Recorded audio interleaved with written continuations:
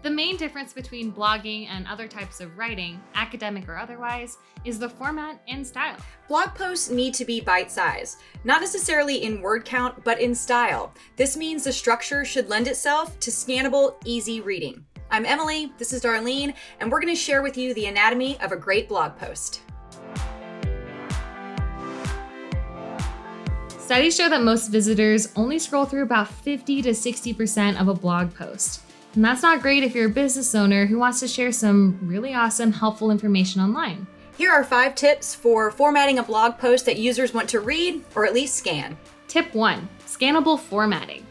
You should use headings, subheadings, along with bullets or numbered lists to break up your content.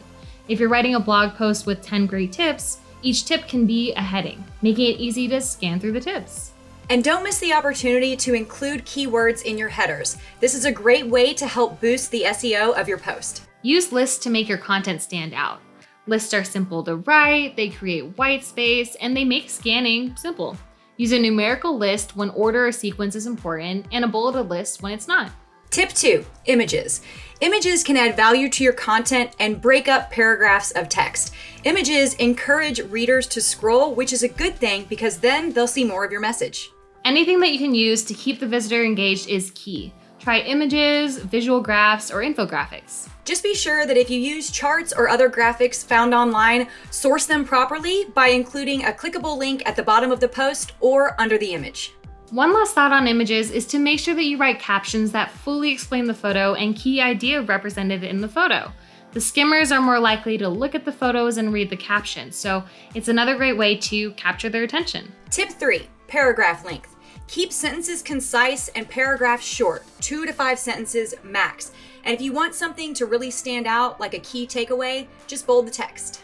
You can even increase the font size and make it its own line. I find that it really makes a key point stick. Tip 4, word count. There's a place for both short and long content on your blog. While the average word count of top-ranking content in Google is between 1,100 and 1,300 words, short blog posts are easier for the readers to digest and for you to produce. So make room for both in your content calendar. Tip 5, an enticing headline.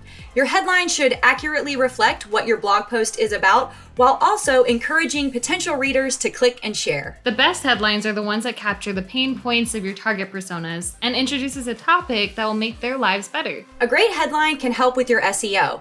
What's the question you're trying to answer? Include that in your header. For example, if someone gets a new puppy, they may search for the best ways to potty train a puppy.